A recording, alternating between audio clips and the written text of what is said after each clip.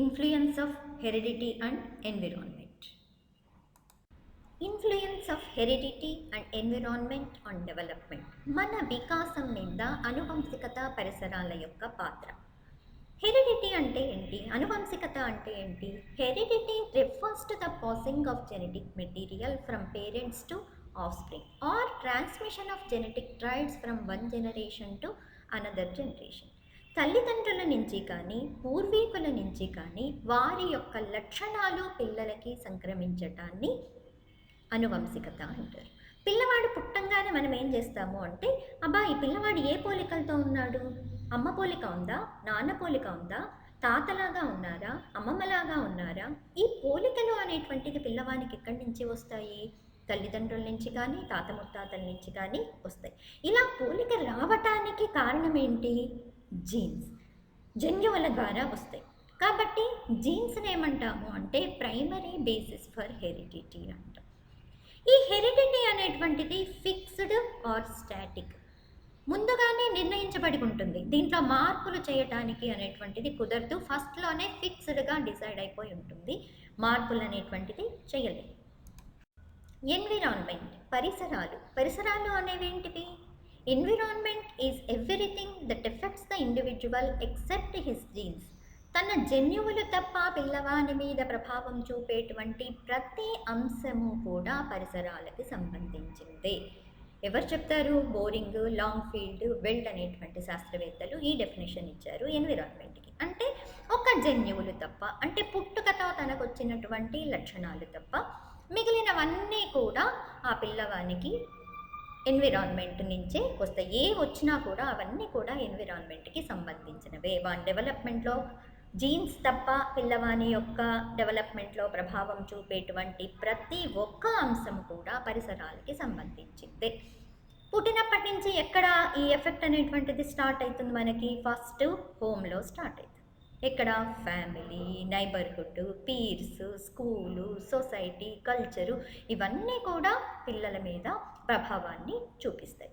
Environment is dynamic, we can alter the environment. ఈ environment అనేటువంటిది గతిశీలమైంది, దీన్ని మనం మార్చొచ్చు.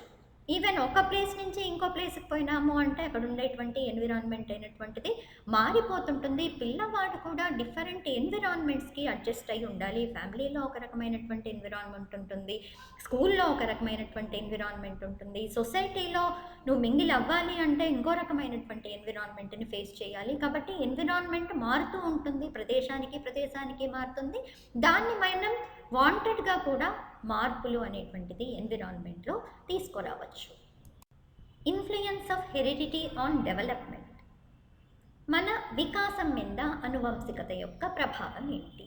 Jeans inherited from parents influence. Jeans మనకి జన్యువుల ద్వారా కదా తల్లిదండ్రుల నుంచి లక్షణాలు ట్రాన్స్ఫర్ అవుతాయి. ఈ జీన్స్ మనం తల్లిదండ్రుల నుంచి మనం ఇన్హెరిట్ చేసుకున్నటువంటి జీన్స్ వేటి మీద ప్రభావాన్ని చూపిస్తాయి? ఫిజికల్ ట్రైట్స్, శారీరకపరమైనటువంటి లక్షణాలు, height, body structure, eye colour, bald head, height. పిల్లవాడు హైట్ రావాలి. ఈ హైట్ అనేటువంటిది ఎవరి మీద ఆధారపడి ఉంటుంది? తల్లిదండ్రుల నుంచి కానీ పూర్వీకుల నుంచి కానీ వచ్చినటువంటి జీన్స్ మీద ఆధారపడి పిల్లవానిలో హైట్ డిసైడ్ అవ్వడము, ఆ పిల్లవాని యొక్క బాడీ స్ట్రక్చర్ డిసైడ్ అవ్వడము, eye colour, hair colour, soft హెయిరా లేకపోతే కర్లీ హెయిరా అనేటువంటిది ప్రతిదీ దేని మీద డిసైడ్ అయ్యి ఉంటుంది అంటే తల్లిదండ్రుల్ని వచ్చేటువంటి జన్యువుల మీద డిసైడ్ అయి ఉంటుంది. Genetic factors may also contribute to certain health conditions. Only మనకి ఫిజికల్ క్యారెక్టరిస్టిక్సే కాకుండా కొన్ని హెల్త్ కండిషన్స్ కూడా మన తల్లిదండ్రుల నుంచి మనము ఇన్హెరిట్ చేసుకుంటాం. ఏంటి? ఒబెసిటీ, లావుగా ఉండటం. అబ్బా వీళ్ళమ్మ లావు, ఈ పిల్ల కూడా లావే. Heart problems, asthma, diabetics. అబ్బా మా అమ్మ నాన్నకి డయాబెటిక్స్ ఉంది, నాకు కూడా ఇంకొచ్చేస్తుంది 40 ఏళ్ళకో 50 ఏళ్ళకో, నాకు కూడా వచ్చింది అంటే వాళ్ళకు ఉంది కాబట్టి నాకు వచ్చింది అంటే ఇవి కూడా జెనెటిక్స్ ద్వారా అంటే జన్యువుల ద్వారా రావటానికి అవకాశం ఉంది. కాబట్టి మనకి తల్లిదండ్రుల నుంచి వచ్చేటువంటి ఫిజికల్ ట్రైట్స్ ఇవి. Mental traits, intelligence, memory, interest, aptitudes, talent in art, music, literature, ఇవన్నీ కూడా మనకి తల్లిదండ్రుల నుంచినే వస్తాయి. తల్లిదండ్రులు ఇంటెలిజెంట్గా ఉన్నారు అంటే పిల్లవాడు కూడా ఇంటెలిజెంట్గా ఉండటానికి అవకాశాలు ఎక్కువగా ఉంటుంది. తల్లి తల్లిదండ్రుల్లో మ్యూజిక్ టాలెంట్ ఉంది అనుకోండి, పిల్లలు కూడా ఆటోమేటిక్గా మ్యూజిక్ టాలెంట్ ఉంటుంది, వాళ్ళు కూడా పాడతారు. అంటే సంగీత విద్వాంసుల పిల్లలు సంగీతం బాగా పాడతారు, అలానే స్పోర్ట్స్ పర్సన్స్ పిల్లలు స్పోర్ట్స్ బాగా ఆడతారు. దానికి కారణం ఏంటి అంటే ఈ టాలెంట్స్ కూడా తల్లిదండ్రుల నుంచి పిల్లలకి వస్తాయి. ఇవేంటి? మెంటల్ ట్రైట్స్, మానసిక లక్షణాలు ఇవి. తర్వాత పర్సనాలిటీ ట్రైట్స్, మనకి పర్సనాలిటీకి సంబంధించినటువంటి లక్షణాలు, వ్యక్తిత్వ లక్షణాలు, షైనెస్, సోషియబిలిటీ, అగ్రెసివ్ నేచర్. అబ్బా వీళ్ళ తాతరాగర ముక్కు మీద కోపం ఉంటుంది అంటే కోపము, శాంత స్వభావము, ఇటువంటి స్వభావాలు కూడా అంటే పర్సనాలిటీకి సంబంధించినటువంటి లక్షణాలు కూడా మనము తల్లిదండ్రుల నుంచి, పూర్వీకుల నుంచి అక్వైర్ చేసుకోవటం అనేటువంటిది జరుగుతుంది. The process of genetic material transformation. తల్లిదండ్రుల నుంచి లక్షణాలు పిల్లలకు వస్తాయి అని చెప్పుకున్నాం కదా హెరిడిటీలో. ఏ విధంగా తల్లిదండ్రుల నుంచి లక్షణాలు పిల్లలకి ట్రాన్స్ఫర్ అవుతాయి చూద్దాం. Each person has 23 pairs of chromosomes. ప్రతి ఒక్క మనిషిలో కూడా 23 pairs, 23 జతల క్రోమోసోమ్స్ ఉంటాయి. Half come from the mother and other half come from the father. Among 23 pairs, 22 pairs are somatic chromosomes, autosomes, responsible for somatic characteristics. ఎన్నున్నాయి మనకి మనుషుల్లో pairs? ఒక్కొక్కరిలో 23 pairs ఉంటాయి. ఈ 23 పైర్స్లో 22 పైర్స్ సొమాటిక్ క్రోమోసోమ్స్. ఈ సొమాటిక్ క్రోమోసోమ్స్ శారీరక లక్షణాలను సంక్రమింపజేస్తాయి. ఒక్క జత మాత్రము 23rd pair is a 6 chromosome. 6 క్రోమోజోమ్ని అల్లోజోమ్స్ అంటారు. వీటి ద్వారా సెక్స్ డిసైడ్ అవుతుంది. Each character is denoted by a pair of genes. ప్రతి క్యారెక్టరు మనలో ఉండేటువంటి హైట్ కావచ్చు, లేకపోతే కలర్ కావచ్చు, ఇవి ప్రతి క్యారెక్టర్ కూడా ఎ పెయిర్ ఆఫ్ జీన్స్, 2 జీన్స్ చేత నిర్ణయించబడుతుంది. ఒక జీన్ ఏమో తల్లి నుంచి వస్తుంది, మరొక జీన్ ఏమో తండ్రి నుంచి వస్తుంది. ఏదైతే డామినెంట్గా ఉంటుందో ఆ క్యారెక్టరు ఆ పిల్లవానిలో బయటికి ఎక్స్ప్రెస్ అవుతుంది. ఈ 6 క్రోమోజోముల్లో మేల్లో XY క్రోమోజోమ్లు ఉంటాయి, ఇన్ ఫీమేల్లో XX క్రోమోజోమ్లు ఉంటాయి. ఎలా ట్రాన్స్ఫర్మేషన్ అవుతుంది అంటే, ఫర్టిలైజేషన్ జరగాలి అంటే స్పర్మ్, ఎగ్ 2 ఫ్యూజన్ అవ్వాలి. ఈ స్పర్మ్లో 22 సొమాటిక్ క్రోమోజోమ్స్ ఉంటాయి, 1 ఏమో సెక్స్ క్రోమోజోమ్ ఉంటుంది. 22 plus either Y or X. ఎగ్లో ఏమో 22 ఆటోజోమ్స్, ఎక్స్ క్రోమోజోము, ఇది సెక్స్ క్రోమోజోమ్. ఫర్టిలైజేషన్ జరిగినప్పుడు మనకి 22 ఆటోజోమ్స్తో పాటు XX క్రోమోజోమ్, తండ్రి నుంచి X క్రోమోజోము, తల్లి నుంచి X క్రోమోజోము వచ్చింది అంటే ఆఫ్ స్ప్రింగ్ గర్ల్గా అవుతుంది. తండ్రి నుంచి Y క్రోమోజోము, తల్లి నుంచి X క్రోమోజోము వచ్చింది అంటే పుట్టేటువంటి పిల్లవాడు బాయ్. ఈ జీన్స్తో పాటు వీటికి సంబంధించినటువంటి లక్షణాలు కూడా పిల్లలకి తల్లిదండ్రుల నుంచి ట్రాన్స్ఫర్ అవుతాయి. Experiments on the influence of heredity.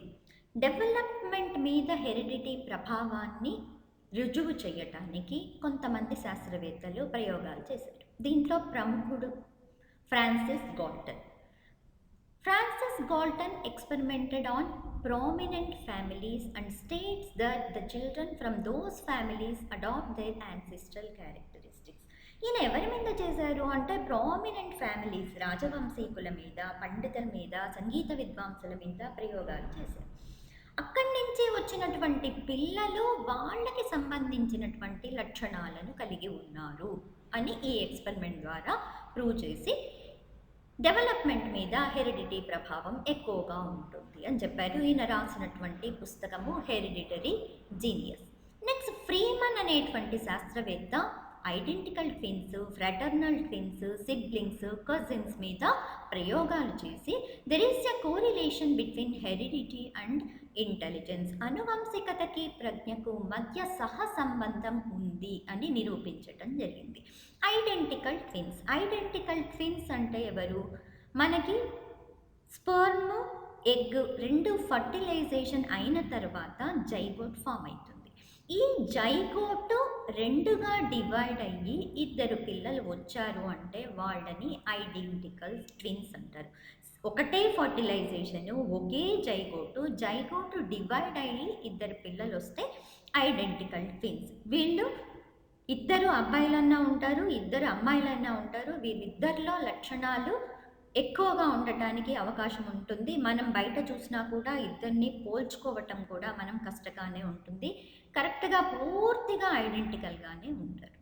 ఫ్రాటర్నల్ twins అంటే రెండు ఫర్టిలైజేషన్స్ జరుగుతాయి. అంటే 2 eggs 2 sperms 2 ఫర్టిలైజేషన్స్. ఈ 2 ఫర్టిలైజేషన్స్ జరిగిన తర్వాత పిల్లలు వచ్చారు అంటే ఒక్కొక్కసారి ఇద్దరు అమ్మాయిలు కావచ్చు, అబ్బాయిలు కావచ్చు, ఒక అమ్మాయి ఒక అబ్బాయి కూడా కావచ్చు. కానీ 2 సార్లు ఫర్టిలైజేషన్ అయ్యి వస్తే వీళ్ళు ఫ్రాటర్నల్ ట్విన్స్. వీళ్ళల్లో అంత ఐడెంటికల్ క్యారెక్టరిస్టిక్స్ అనేటువంటిది మనకి కనపడవు. సిబ్లింగ్స్ అంటే ఎవరు? తోబుట్టువులు. కజిన్స్ అంటే అన్నదమ్ముల పిల్లలు. వీళ్ళను ఈయన ఎగ్జామిన్ చేసి వీళ్ళ మీద ఎక్స్పెరిమెంట్ చేసి ఏం కనిపెట్టాడు అంటే there is a correlation between heredity and intelligence. ఇంటెలిజెన్స్కి హెరిడిటీకి మధ్య సహసంబంధం ఉంది అని కనిపెట్టారు. ఫైనల్గా ఏంటి అంటే heredity plays a major role in the physical development of a person. Physical డెవలప్మెంట్లో హెరిడిటీ ప్రముఖ పాత్ర వహిస్తుంది. In intelligence also heredity plays a major role but certain changes may occur due to the environment. ఇంటెలిజెన్స్లో కూడా heredity యొక్క పాత్రనే ఎక్కువ, కానీ environment వల్ల కూడా కొద్దిగా చేంజెస్ వచ్చేదానికి అవకాశాలు ఉన్నాయి. ఫ్రీమన్ చేసినటువంటి ఎక్స్పెరిమెంట్స్ ఈ స్టేట్మెంట్ని సపోర్ట్ చేస్తాయి. ఆయన ఎవరి మీద చేశారు? Identical twins. ఈ ఐడెంటికల్ ట్విన్స్ ఒకే జైగోట్ నుంచి వచ్చింటారు కాబట్టి వీళ్ళల్లో జెనెటిక్ స్ట్రక్చర్ సేమ్గా ఉంటుంది. కాబట్టి ఇంటెలిజెన్స్ అనేటువంటిది ఈ ఇద్దరిలో కూడా ఒకేలాగా ఉండటానికి అవకాశాలు ఎక్కువ. ఫ్రాటర్నల్ ట్విన్స్ సిబ్లింగ్స్. వీళ్ళు ఒకే తల్లిదండ్రులకు పుట్టినటువంటి పిల్లలే కాబట్టి వీళ్ళల్లో కూడా ఒకే రకమైనటువంటి ఇంటెలిజెన్స్ ఉండటానికి అవకాశాలు ఎక్కువగా ఉంటాయి. అంటే ఈ స్టేట్మెంట్ దేన్ని ప్రూవ్ చేస్తుంది అంటే ఇంటెలిజెన్స్ మీద హెరిడిటీ యొక్క ప్రభావం ఎక్కువగా ఉంటుంది. అంతేకాకుండా ఫ్రీమన్ ఇంకో ప్రయోగం చేశాడు. ట్విన్స్ని డిఫరెంట్ ఎన్విరాన్మెంటల్ సిచ్యువేషన్స్లో పెంచాడు. అప్పుడు ఏమైంది అంటే వాళ్ళ యొక్క ఐక్యూ లెవెల్స్లో కొద్దిగా చేంజెస్ అయితే వచ్చాయి. దీన్ని బట్టి ఏం తెలుస్తుంది అంటే we can make certain changes in the intelligence. ఎలా?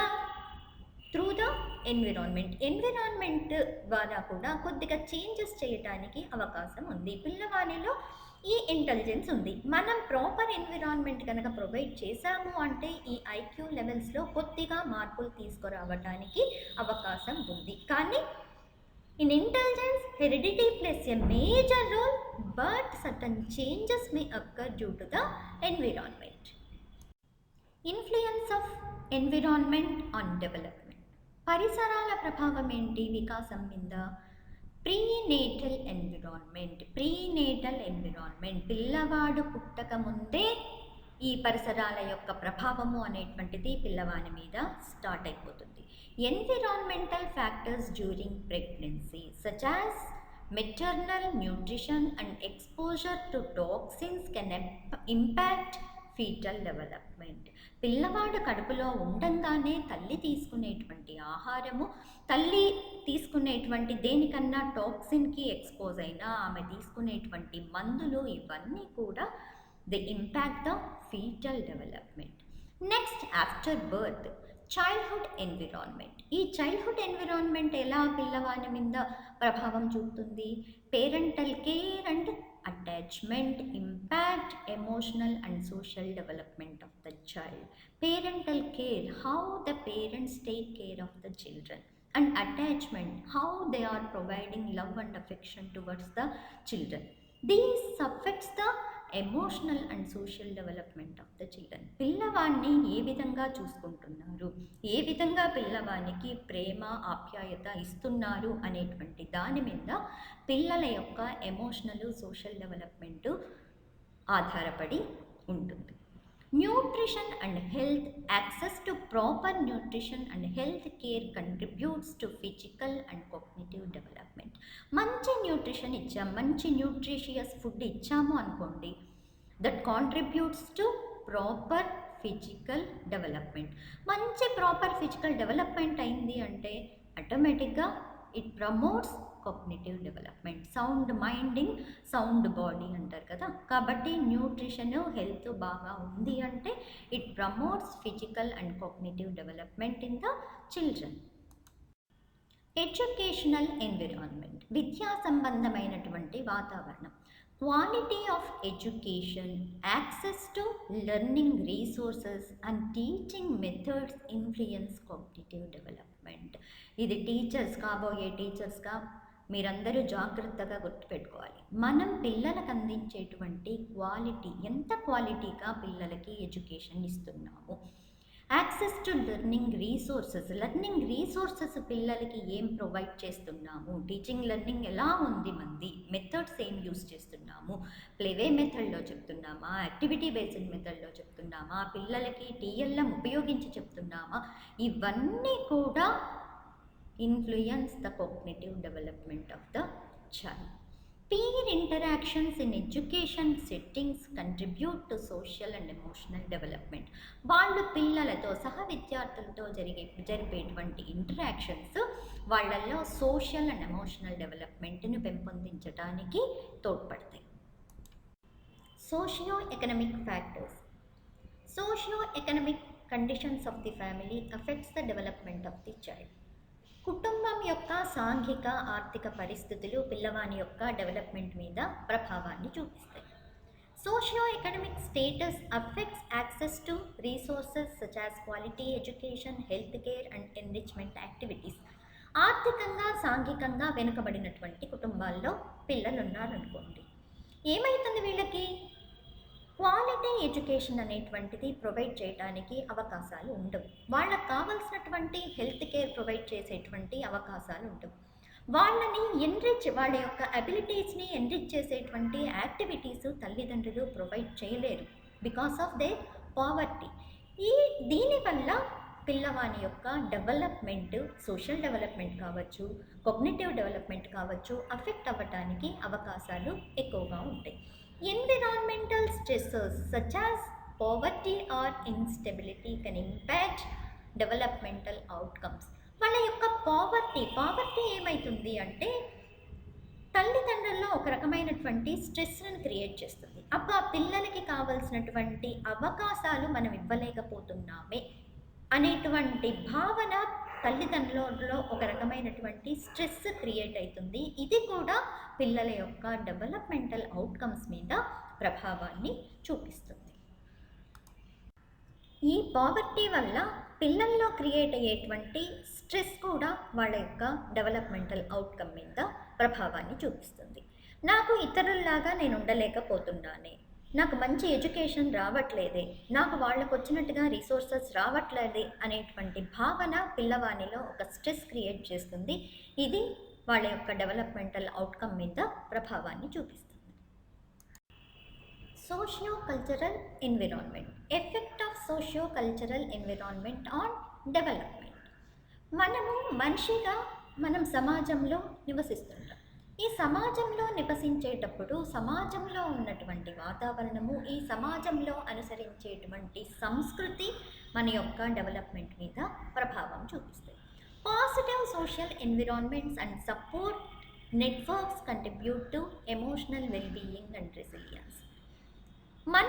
మనం నివసిస్తున్నటువంటి సమాజం నుంచి సపోర్ట్ వచ్చింది అంటే మన ఎమోషనల్ వెల్బీయింగ్ బాగా ఉండటానికి, అంటే మనకి ఎమోషనల్ కంట్రోల్, మన మానసికంగా మనం మంచిగా ఉండటానికి రెసిలియన్స్ అంటే స్థితిస్థాపకత, ఏవైనా ప్రతికూల పరిస్థితులు వస్తే తట్టుకొని నిలబడడానికి, కష్టమైనటువంటి పరిస్థితుల నుంచి తిరిగి మళ్ళా సాధారణ పరిస్థితులకి రావటానికి దాన్ని రెసిలియన్స్, స్థితిస్థాపకత అంటారు. ఈ లక్షణాలు మనకి ఎప్పుడు వస్తాయి అంటే మనకి పాజిటివ్ సోషల్ ఎన్విరాన్మెంట్, మనం నివసించేటువంటి సమాజం నుంచి మనకి సపోర్ట్ వచ్చింది అంటే ఆటోమేటిక్గా మన యొక్క ఎమోషనల్ వెల్బీయింగ్ బాగుంటుంది. మనం ఏదైనా కష్టాలు వచ్చినా కూడా ఎదుర్కొని సాధారణమైనటువంటి పరిస్థితికి రాగలం. అలానే cultural norms and values shape socialisation practices, influence personality and behaviour. ఆ సమాజంలో మనం అనుసరించేటువంటి సంస్కృతి, ఈ సంస్కృతిలో ఉండేటువంటి నియమాలు, విలువలు, ఇవి కూడా మన యొక్క పర్సనాలిటీ మీద, బిహేవియర్ మీద ప్రభావాన్ని చూపిస్తాయి. Media and technology. Effect of media and technology on development.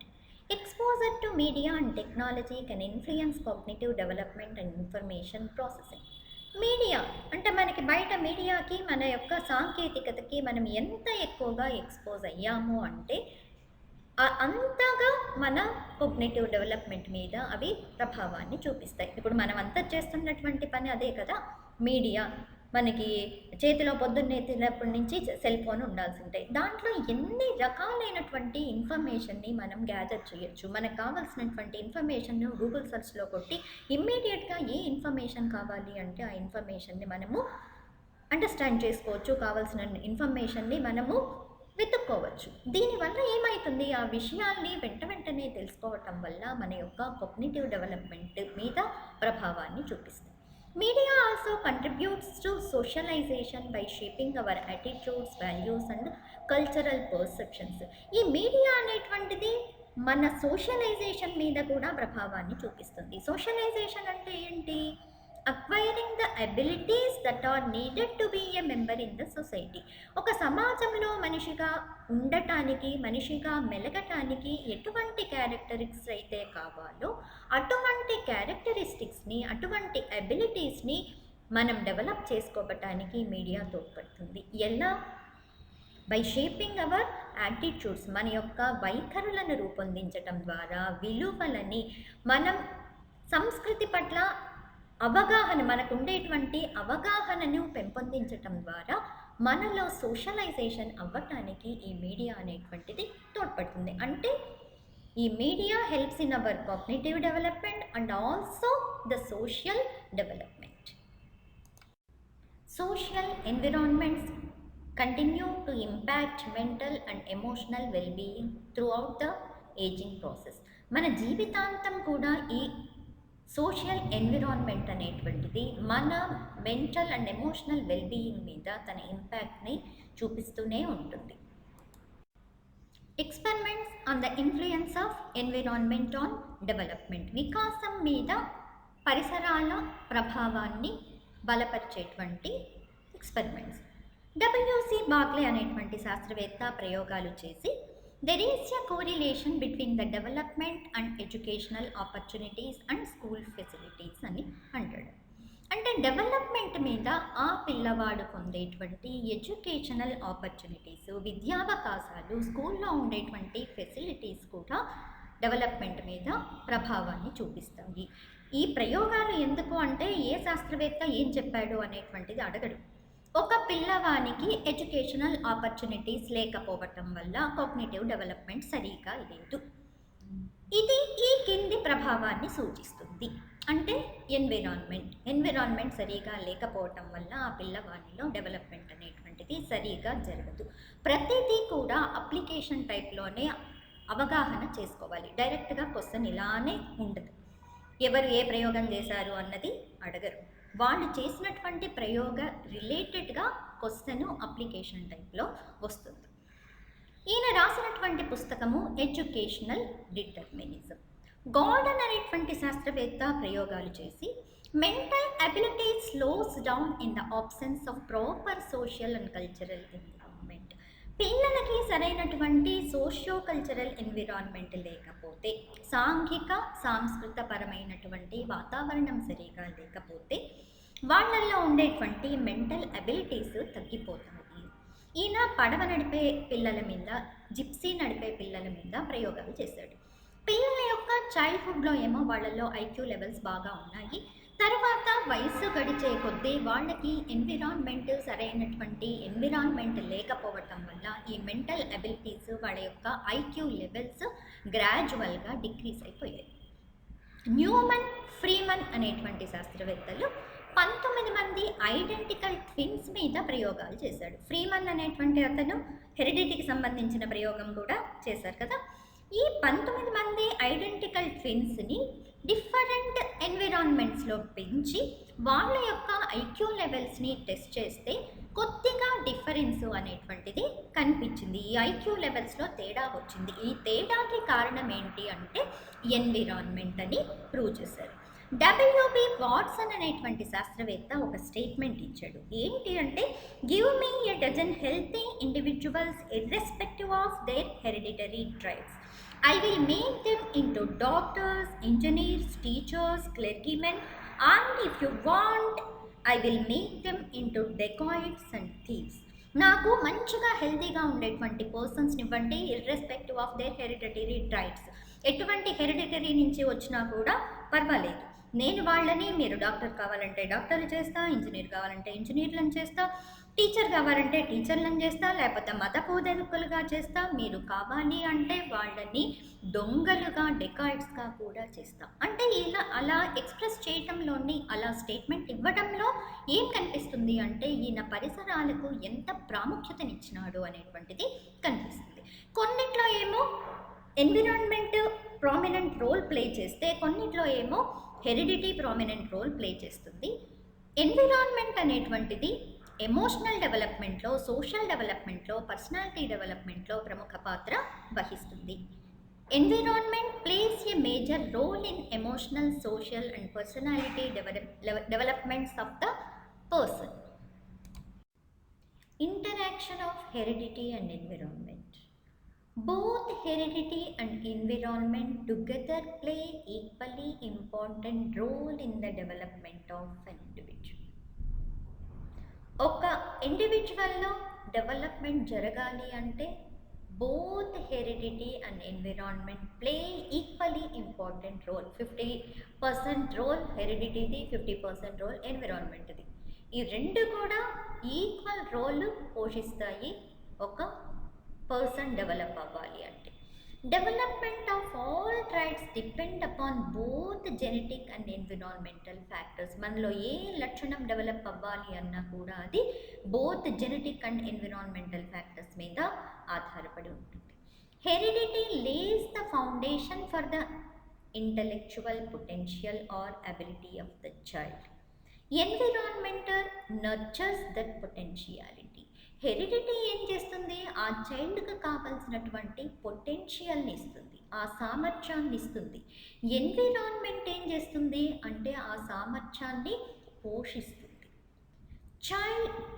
Child's abilities are determined by heredity. నీకు పిల్లవాడిలో ఈ అబిలిటీస్ ఉన్నాయి అనేటువంటిది నీకు హెరిడిటీ అనేటువంటిది డిసైడ్ చేస్తుంది. హెరిడిటీ వల్ల పిల్లవాడిలో ఆ అబిలిటీస్ అనేటువంటివి వస్తాయి.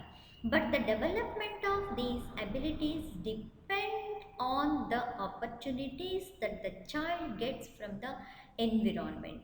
నీకు బై బర్త్ నీకు అబిలిటీ ఉంది, కానీ ఆ అబిలిటీ డెవలప్ అవ్వాలి అంటే you needs proper environment. For example, ఒక అమ్మాయికి మంచిగా సంగీత సామర్థ్యం ఉంది, అంటే మ్యూజికల్ అబిలిటీ ఉంది. ఆ అమ్మాయి బాగా పాడాలి అంటే ఆ అమ్మాయికి ట్రైనింగ్ అనేటువంటిది అవసరం. ఎక్కడి నుంచి రావాలి ఈ ట్రైనింగ్ అనేటువంటిది? ఎన్విరాన్మెంట్. అంటే నీకు బై బర్త్ అబిలిటీ హెరిడిటీ నుంచి వచ్చింది, కానీ నీకు బయట నుంచి వచ్చేటువంటి ఆపర్చునిటీస్, ఎన్విరాన్మెంట్ నుంచి వచ్చేటువంటి ఆపర్చునిటీస్ ఫలితంగా నీకు ఆ అబిలిటీ డెవలప్ అవ్వటము అనేటువంటిది ఆధారపడి ఉంటుంది. కాబట్టి ఒక పర్సన్ డెవలప్ అవ్వాలి అంటే heredity, environment plays equal and important role. ఇంకో ఎగ్జాంపుల్, మనము ఒక విత్తనాన్ని, మంచిగా బాగా ఉండేటువంటి విత్తనం, అంటే మంచిగా డెవలప్ అవ్వటానికి మంచి జెర్మినేషన్ కెపాసిటీ ఉండేటువంటి విత్తనాన్ని తీసుకపోయి ఇసుక నేలల్లో నాటామనుకోండి, అది మొలుస్తుందా? అది పెరుగుతుందా? లేదు. నచ్చు విత్తనం అసలు దానికి కెపాసిటీ లేదు, పెరిగే కెపాసిటీ లేదు. ఆ విత్తనాన్ని తీసుకుపోయి మంచి ఫర్టిలైజ్డ్ ల్యాండ్లో నాటామనుకోండి, అది పెరుగుతుందా? పెరగలేదు. అలానే డెవలప్మెంట్ కావాలి అంటే అటు మంచి హెరిడిటీ ఉండాలి, మంచి ఎన్విరాన్మెంట్ కూడా ఉండాలి. Nature versus nurture. Nature means heredity, nurture means environment. So, nature development is influenced by genetic factors inherited from parents.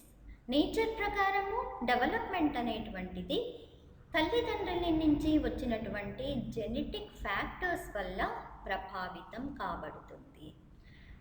ఈ నేచర్ ఏమంటుంది?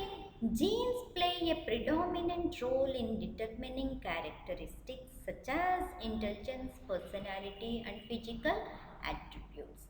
మనకి ఇంటెలిజెన్స్ మీద, పర్సనాలిటీ మీద, ఫిజికల్ అట్రిబ్యూట్స్ మీద జీన్స్ అనేటువంటిది ఎక్కువ ప్రభావాన్ని చూపుతాయి. ఇవన్నీ రావటానికి జీన్సే కారణము. Nurture environmental influences including family, culture and experiences shape development.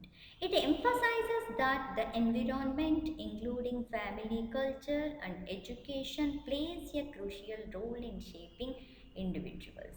Nurture ఏమంటుంది? Environmental influences are important. ఎక్కడి నుంచి వస్తాయి మనకి? ఫ్యామిలీ నుంచి, కల్చర్ నుంచి, ఎడ్యుకేషన్ నుంచి. ఇవన్నీ కూడా మన యొక్క డెవలప్మెంట్ని, మన యొక్క రోల్ని షేప్ చేయడానికి ఉపయోగపడతాయి. Nature gives importance to heredity, nurture gives importance to environment. Both nature and nurture contribute significantly to human development. Human development పర్ఫెక్ట్గా జరగాలి అంటే నేచరు కావాలి, నర్చరు కావాలి, హెరిడిటీ కావాలి, ఎన్విరాన్మెంటు కావాలి. And the interaction between genetic predispositions and environmental factors is complex and dynamic. ఈ రెంటి మధ్య ఉండేటువంటి పరస్పర సంబంధాలు అనేటువంటివి క్లిష్టమైనవి మరియు గతిశీలమైనవి. So for the development of a person, we need both heredity and environment. Heredity and environment both plays a predominant role in the development of a person. Thank you. All the best.